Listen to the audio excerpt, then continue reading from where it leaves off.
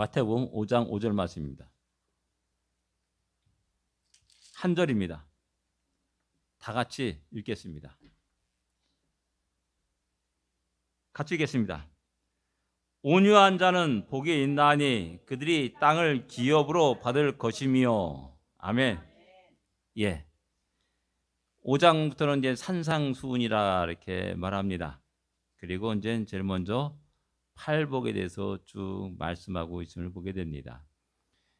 저는 이제 설교를 재탕하는 그런 것을 굉장히 본능적으로 거부하는 사람입니다. 그래서 그게 참 부담이 많이 있었어요. 근데 가만히 보니까 인기 가수들 가만히 보니까는 그 한 곡 갖고 평생을 울고 먹더라고요.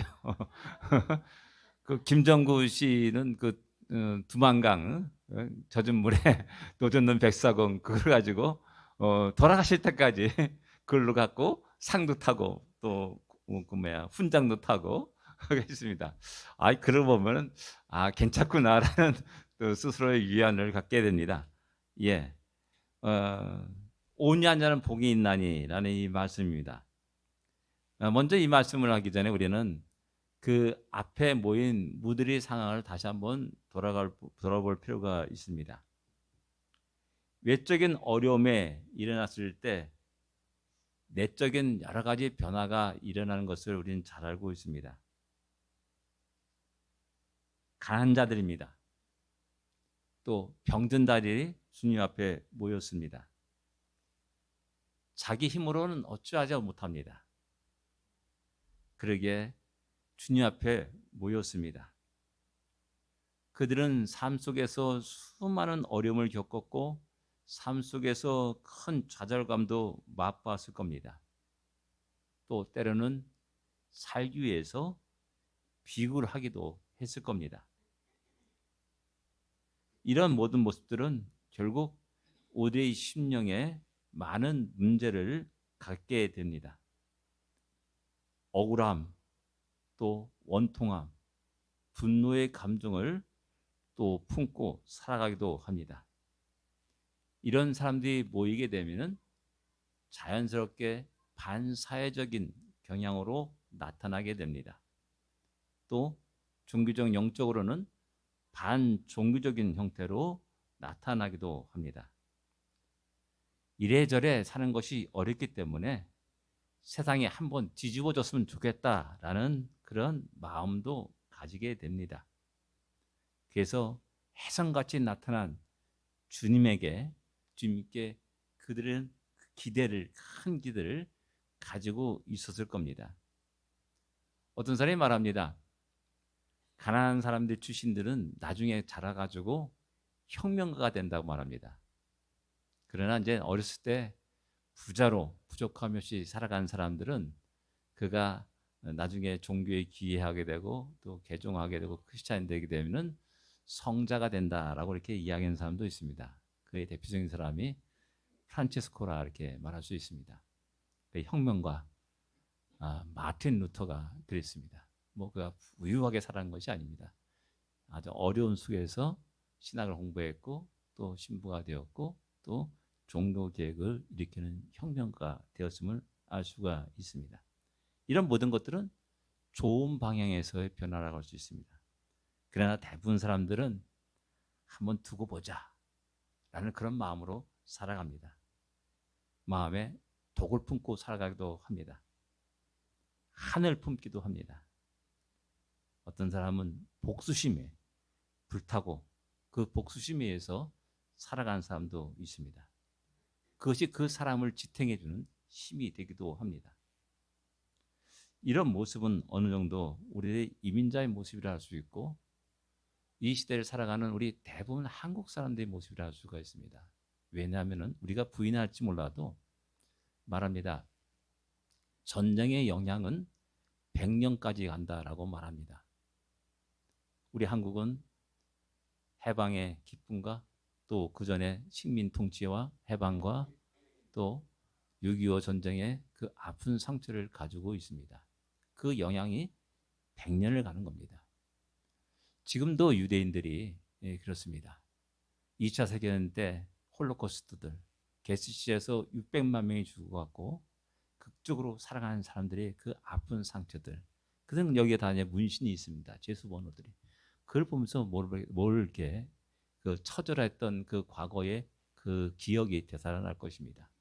그리고 그것이 그 장대에 끝나는 것이 아니라 그 자녀들에게도 그렇고요, 그 손자에게도 그대로 영향을 미치게 된다는 겁니다.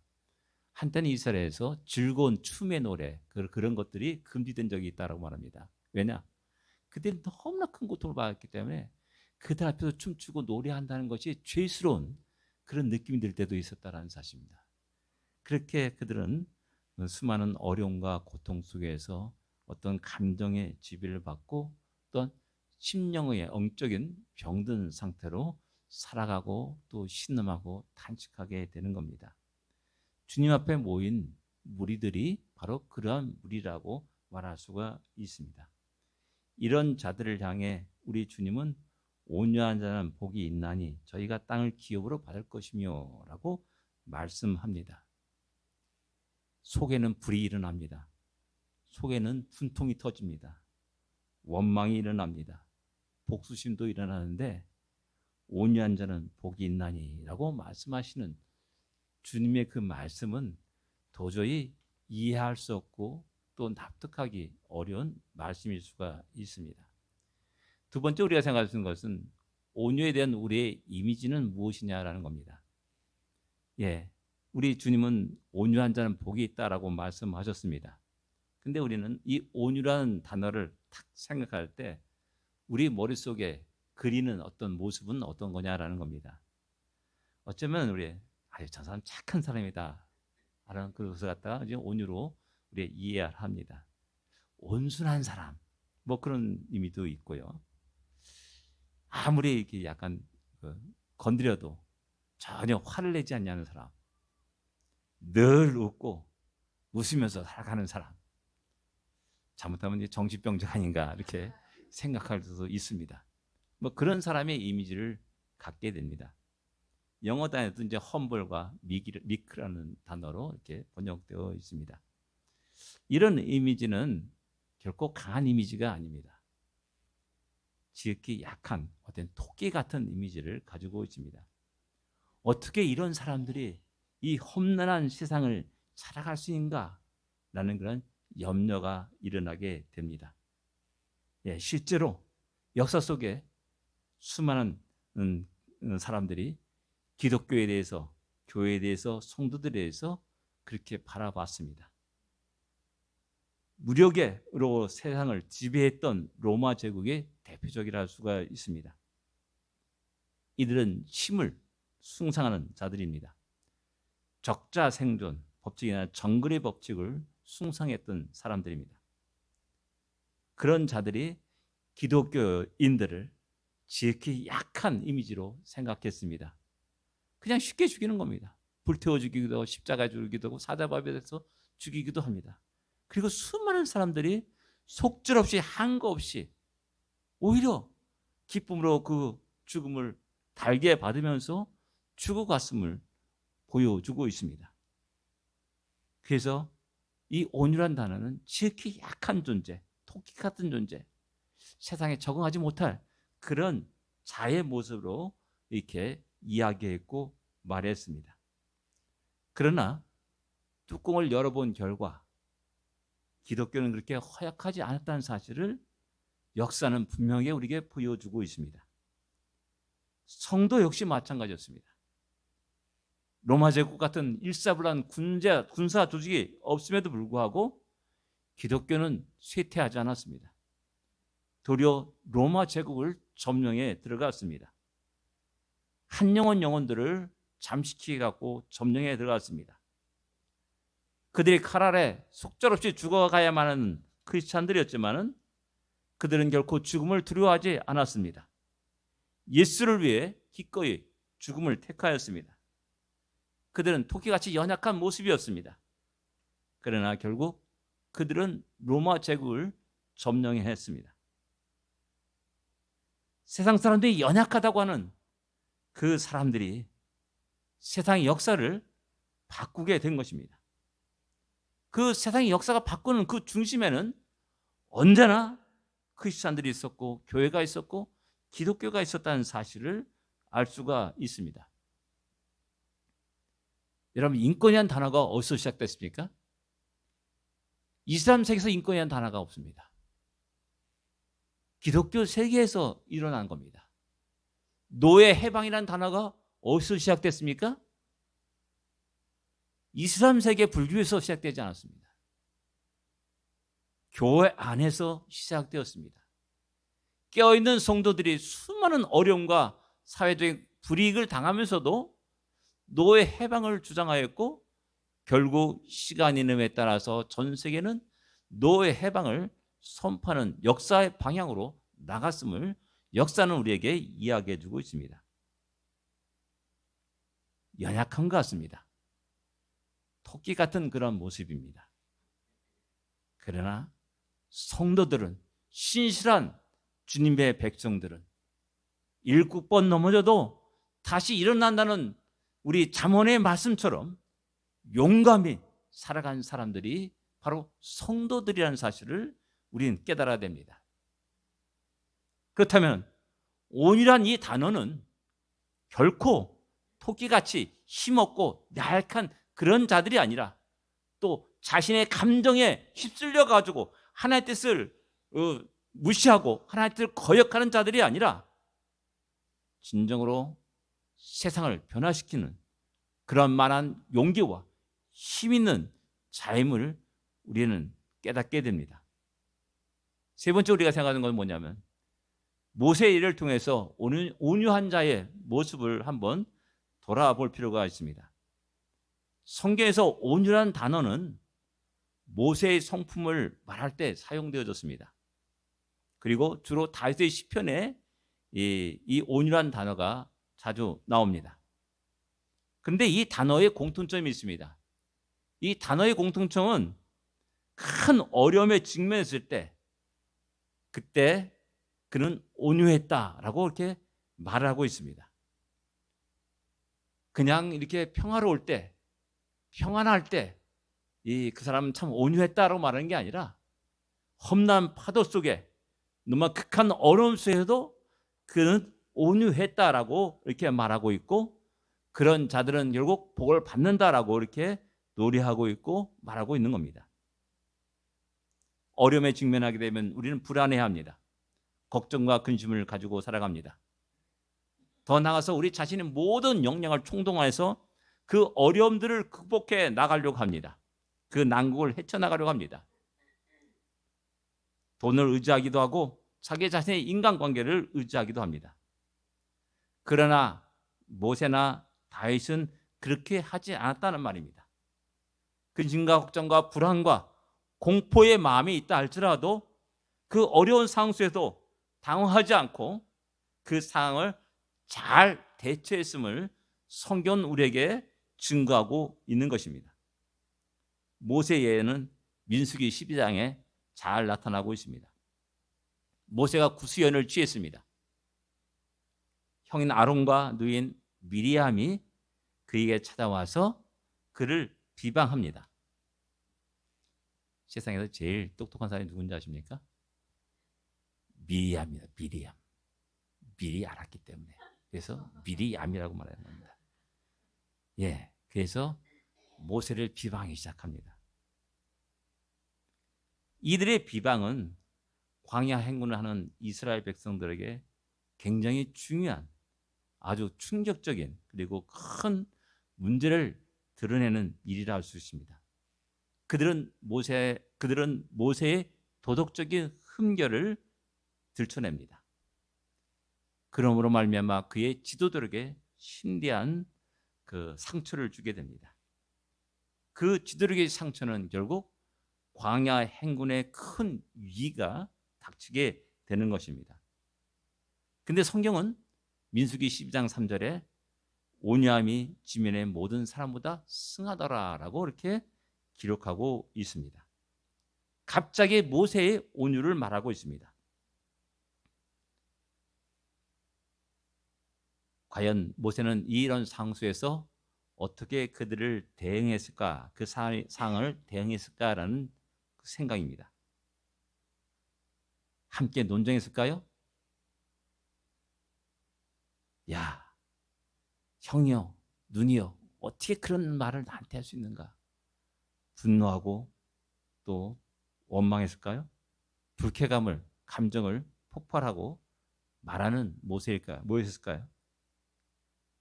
어떤 사람은 그들 꽁하게 마음에 두고 그 다음에 나중에 두고 봐라 라고 이렇게 생각하고 살아가는 사람도 있습니다.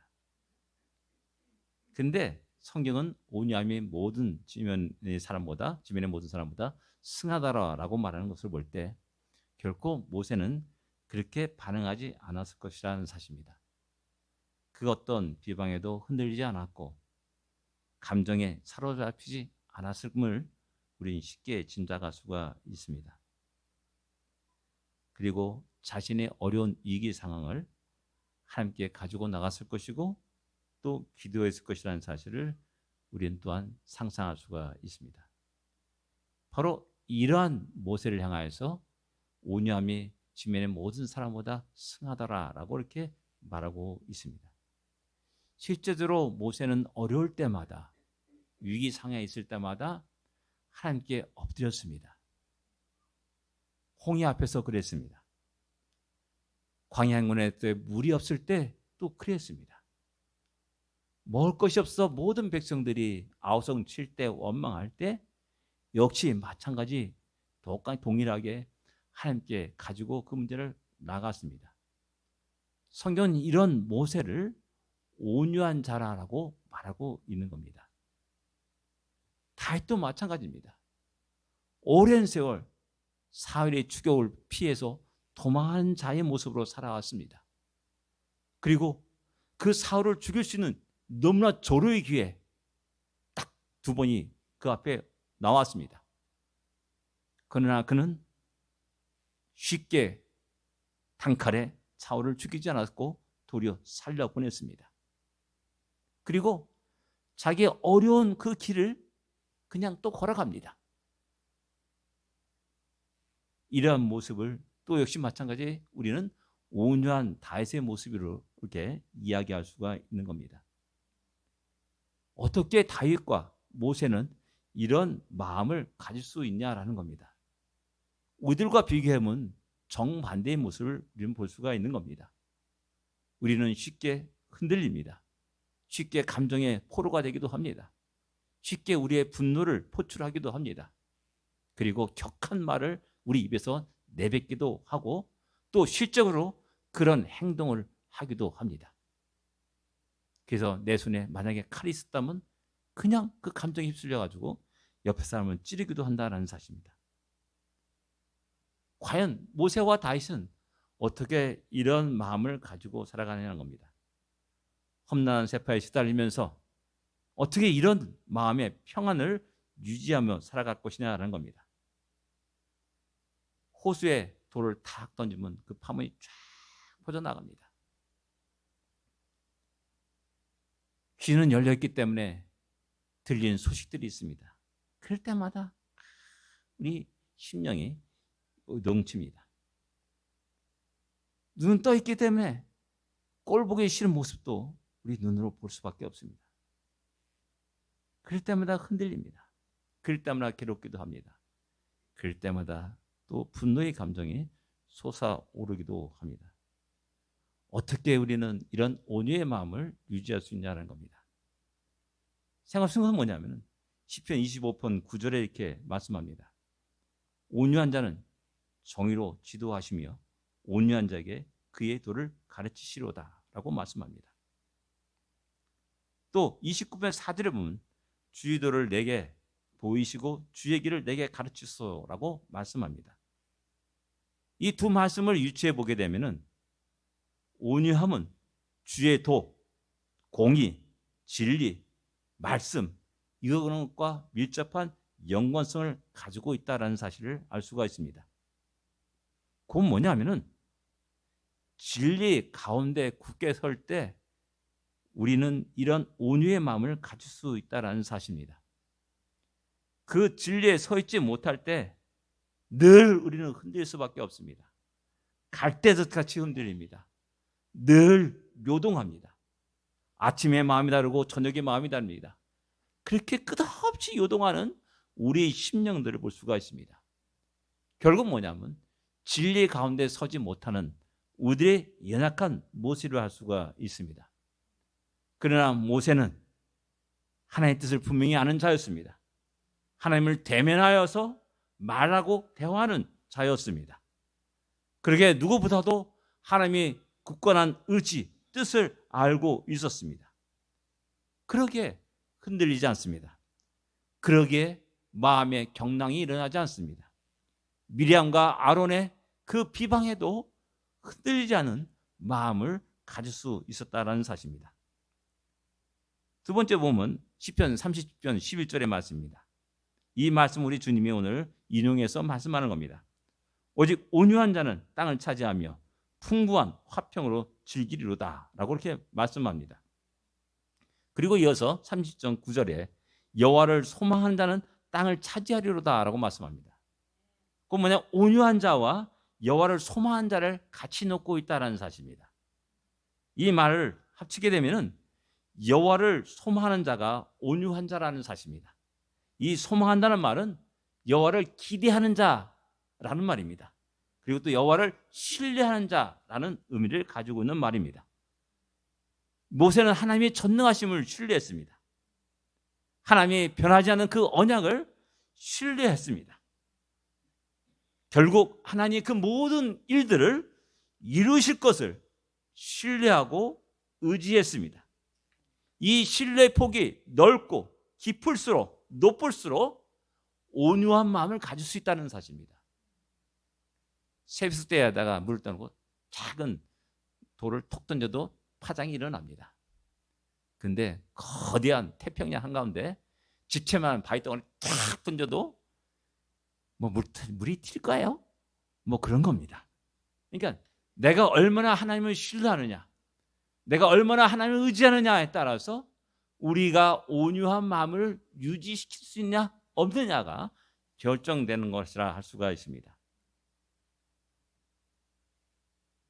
하나님은 어려울 때 나를 구원하지 않는 것이 아닙니다. 우리 예수님을 통해서 모든 사람들에게 구원의 길을 활짝 열어놓으셨습니다. 근데 문제는 누구에게 있느냐? 나에게 있는 겁니다. 내가 그 구원의 길을 걷지 않습니다. 내가 그 구원의 약속을 신뢰하지 않습니다. 그리고 대신 내 자신이 그 구원의 길을 개척하려고 무던히 애를 씁니다. 어떤 사람은 참 불쌍하게도 뭐 등신물 있지 않습니까? 등신물 그대로 앉아가지고 그냥 자기가 자기 몸을 드리는 등신물. 근데 이것이 일본의 불교에도 있다 그래요. 일부러 독약을 먹는 겁니다. 조금씩. 그리고 방부제도 먹는데요. 그러면서 자연스럽게 자기 자신의 모든 진액이 빠져나가고 그대로 썩지 아니하는 그런 상태가 된다는 거예요. 구원의 길을 개척하려고 애를 쓰는 자의 어리석은 모습입니다. 그래서 우리는 끝없이 고민하고 괴로워하고 아파하고 흔들리고 그렇습니다. 문제는 나에게 있는 겁니다. 우리 하나님이 술을 취해가지고 이마에 피가 흘리고 들어올 때가 있었습니다. 할아버지 어떻게 된 거 누가 때렸어요? 그랬더니 우리 할아버지 말씀하시는 말 뭐냐면 땅이 턱 일어나더니 나를 퍽 때리더라 그러는 겁니다. 땅이 일어났다 그래요. 우리 할아버지 표현을 그랬어요. 땅이 일어났습니까? 아니에요. 당신이 쓰러지신 겁니다. 이거 갖다가 우리는 하나님 왜 나를 구원하지 않습니까? 왜 나에게 이런 어려움을 주십니까? 왜 나를 돌보지 않으십니까? 왜 나의 기도에 응답하지 않습니까? 막 불안해가지고 외치고 부르짖고 막 이러는 겁니다. 그러나 하나님은 여전히 나의 하나님이시고 우리의 하나님이십니다. 여전히 우리를 사랑하시고 우리를 지키시고 인도하시는 분이십니다. 폭탄이 쏟아진 속에서도 아기들은 엄마 품에 그냥 고이 잠을 자고 있는 그런 모습을 우리는 쉽게 상상하지 않습니까? 그렇습니다. 우리가 이렇게 하나님을 신뢰하고 하나님을 기대하고 소망하면서 우리의 인생의 모든 것들을 우리 주님께 맡기시는 우리가 되어야 됩니다. 그럴 때 우리는 진정한 온유의 마음으로 살아갈 수가 있는 겁니다. 시편 69편 32절에 또 이렇게 말씀합니다. 공고한 자가 이를 보고 기뻐하나니 하나님을 찾는 너희들아 너희 마음을 소생하게 할지어다 라고 말씀합니다. 그래서 공고한 자라는 이 단어가 예전의 성경에는 온유한 자라고 이렇게 표현되어 있습니다. 그리고 또 다른 성경에서는 겸손한 자, 또 영어에서는 humble로 이렇게 번역되어 있습니다. 그건 뭐냐면 온유한 자는 하나님을 찾는 자라는 말입니다. 하나님을 찾는다는 말은 또 역시 하나님께 기도하는 자임을 의미하고 있습니다. 모세는 어릴 때마다 하나님께 나갑니다. 그 문제를 아뢰입니다. 그 문제에 하나님이 간섭해 주기를 구합니다. 그럴 때마다 하나님은 그에게 말씀하시고 그 능력과 권능을 나타내 주사 그들의 문제를 해결해 주셨습니다. 홍해 앞에서 마라의 쓴물 앞에서 또 물이 없어 외치는 백성들 앞에서도 동일한 모습을 보여주고 있습니다. 모세는 모든 문제의 해결책을 하나님 안에서 찾았습니다. 온 우주 만물을 다스리는 하나님께 나갔고 하나님께 기도했습니다. 그 하나님은 역사의 주관자이십니다. 그리고 하나님은 그에게 응답하십니다. 이렇게 그도 응답을 받는 자는 그의 신앙생활이 너무나 재미있고 즐겁고 기쁘게 되는 겁니다. 어떤 어려움이 닥친다 할지라도 결코 두려워하지 않습니다. 우리는 어떤 문제가, 어려운 문제가 우리 앞에 닥칠 때 그 문제의 해결을 어떻게 시작합니까? 우리는 엎드려야 됩니다. 우리는 기도해야 됩니다. 내 자신의 힘으로, 내 자신의 인간관계로, 내 자신의 능력과 지혜로 해결하고 하기 이전에 엎드리는 자가 되어야 됩니다. 아사왕이 발에 병이 났습니다. 근데 성경은 말합니다. 그가 하나님을 찾지 않고 의사에게 먼저 달려간 것을 딱 한 줄로 기록해 놓고 있습니다. 예, 병이 났습니다. 큰 병이 났습니다. 너무나 큰 고통이 몰려 들어옵니다. 도저히 견딜 수 없습니다.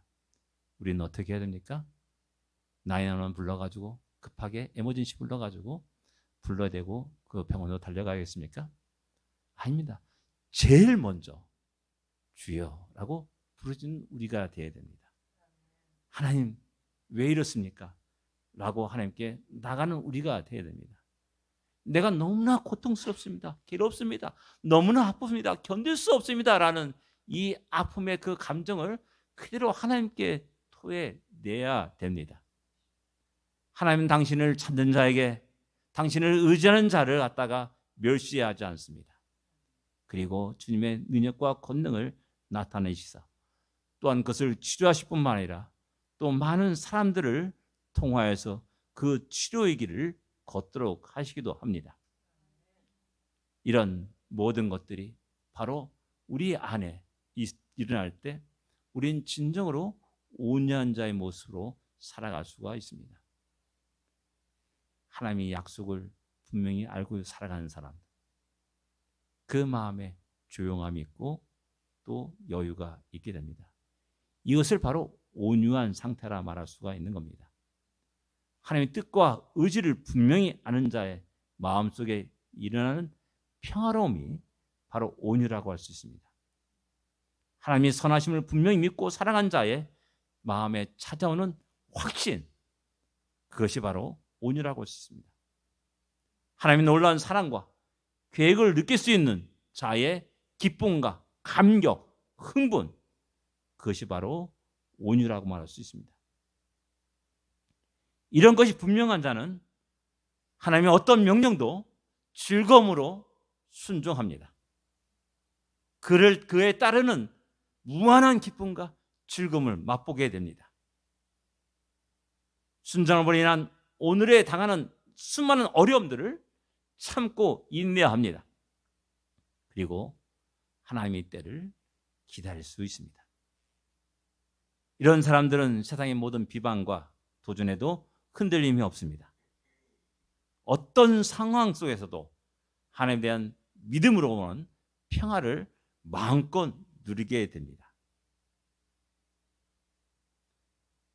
이런 의미에서 온유한 자는 복이 있나니 라는 이 주님의 말씀은 너희들이 세상 살아가면서 많은 상처를 가지고 살아가서는 안 된다는 말입니다. 그 상처로 인해서 상대를 향한 원망과 세상을 향한 분노들이 일어나서는 안 된다라는 것입니다. 어떤 사람은 독한 감정, 복수심을 가지고 살아갈 때가 있습니다. 결국 그렇게 돼서는 안 된다라는 말하는 겁니다. 하나님의 뜻을 알고 하나님의 신실함을 알고 하나님의 계획과 의지를 알고 하나님의 그 풍성한 사랑과 은혜를 알고 꿋꿋하게 오늘도 내일도 믿음의 길을 걸어가도록 우리에게 말씀하는 겁니다. 원망 대신 하나님의 뜻을 다시 생각하라는 말입니다. 불평과 원망 대신 감정이 불타오르는 것 때문에 그 대신에 하나님의 약속을 철저히 기억하며 살아가는 말입니다. 그리고 조용히 하나님의 때를 기다리라라는 그런 의미이기도 합니다. 이런 자에게 우리 주님은 땅을 기업으로 주신다라고 말씀합니다. 땅은 모든 고대 경제의 근본입니다. 그 땅을 기업으로 주신다는 말씀은 경제적으로 하나님의 백성들이 이 땅에서 결코 궁핍하게 살 것을 말씀하고 있지 않습니다. 베풀어주고 꾸어주고 나눠주는 복된 인생을 살 것을 말씀합니다. 또한 땅은 하나님의 백성들이 경영해야 될 하나님의 기업입니다. 그 기업을 통해서 하나님의 영광을 드러내며 하나님의 뜻에 맞도록 그 경영을 해야 됩니다. 자기가 경영하는 그 모습이 지금 현재는 작은 모습이지만 그 경영이 성공이 되어서 점차 확산되고 확대되어서 수많은 백성들이 그 땅에서 먹고 살고 은혜를 입으면서 하나님의 영광을 찬양할 수 있어야 되는 겁니다. 이를 위해서 하나님은 이스라엘 백성들을 택하셨고 이스라엘 백성들에게 작은 가나안 땅을 주셨습니다. 그리고 그 땅을 통해서 이스라엘 백성을 통해서 모든 백성과 모든 열방과 모든 나라들이 하나님이 살아계심과 하나님이 전능하심과 하나님이 전지전능하심을 갖다가 알도록 하셨습니다. 그런데 그들은 그 땅을 잘 경영하지 못했습니다. 그들에게 준 인생을 잘 경영하지 못했습니다. 그들에게 준 가정을 잘 경영하지 못했습니다. 그들에게 준 사업체를 잘 경영하지 못했습니다. 그들에게 준 이 놀란 이 장소를 잘 경영하지 못할 때 하나님은 토하여 내칠 것입니다. 우리에게 하나님은 너무나 귀하고 좋은 기업들을 우리에게 허락해 주셨습니다. 잘 경영하여서 함께 영광을 돌리는 우리의 인생이 되고 우리의 가정들이 되고 우리의 교회가 되어야 됩니다. 바로 그런 의미에서 하나님은 이렇게 우리에게 너무나 크고 놀란 은혜를 쏟아 부어주실 것을 약속하셨습니다. 이 약속은 변하지 않습니다. 시대의 흐름에 따라 변하지 않습니다. 상황에 따라서 변하지 않습니다. 2000년 후에 우리의 자손들이 동일한 이 말씀을 붙잡고 기도하면서 그 하나님의 은혜, 그 기업을 경영하게 될 겁니다. 그런 놀라운 상상을 하면서 우리가 온전히 우리 하나님께 영광을 돌리기를 원합니다. 기도하겠습니다.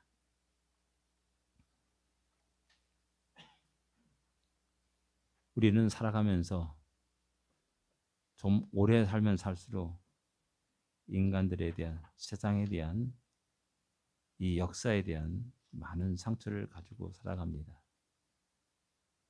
안다고 하는 것이 더 우리를 괴롭게 할 때도 많이 있습니다. 그런 속에서 우리는 까맣게 하나님의 뜻을 잊어버렸습니다. 하나님의 계획을 거부했습니다. 내 힘과 내 뜻대로 그것을 이루려고 발버둥치기도 했습니다. 그 속에서 우리의 심령은 상처받았고 우리의 심령은 황폐되었고 또 메말라 갔음을 우리는 볼 수 있어야 됩니다. 다시 이 시간 통해서 하나님의 신실하심을, 하나님의 약속을, 전능하심을 다시 확인하고 바라볼 수 있기를 원합니다. 그래서 조용히 하나님의 뜻을 기대할 수 있는, 소망할 수 있는 우리가 될 줄 압니다. 우리 가정이, 우리의 교회가, 우리들의 인생이 진정 하나님께 영광이 되는 그런 복된 인생이 되기를 위해서 이 시간 기도하기를 원합니다. 기도하겠습니다.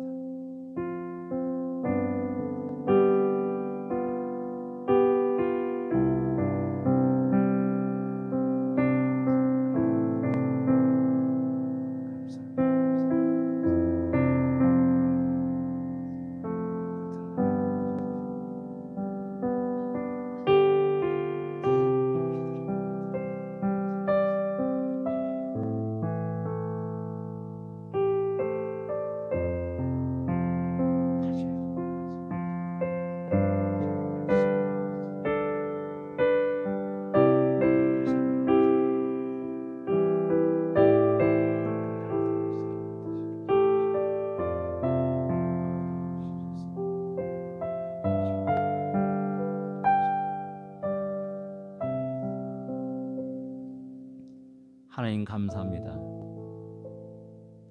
경랑 속에 살아온 우리의 모습 속에서 다시 한번 주님의 온유를, 말씀을 듣게 하심을 감사합니다. 우리 심령을 새롭게 하여 주시옵소서. 다시 주님의 약속이 우리 심령에 새겨지게 하시고 주님의 진리의 말씀이 새겨지게 하여 주시고 어떤 상황과 어떤 어려운 속에서도 세상을 향해 발걸음을 옮기기 전에 먼저 주님 앞에 엎드리는 자가 되게 하여 주시고 변함없는 하나님의 사랑과 그 은혜를 구하면서 꿋꿋하게 오늘도 내일도 믿음에 따라 걸어가는 우리 모두가 되게 하여 주시옵소서.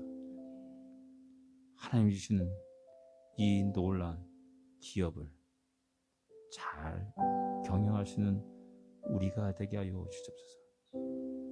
올해의 인생을 통하여서 하나님 영광 받아주시고 우리의 가정들을 통해서 영광 받아주시옵시고 주의 몸된 우리 샬롬 장로를 통해서 마음껏 영광을 받아주시옵소서. 10년, 20년이 아니라 주님이 다시 오실 그날까지 변함없이 진리의 말씀을 선포하고 주의 생명의 복음을 증가하는 교회로 남게 하여 주시고 그러한 교회로 소문나게 하여 주시옵소서. 예수님으로 간절히 기도드립니다. 아멘.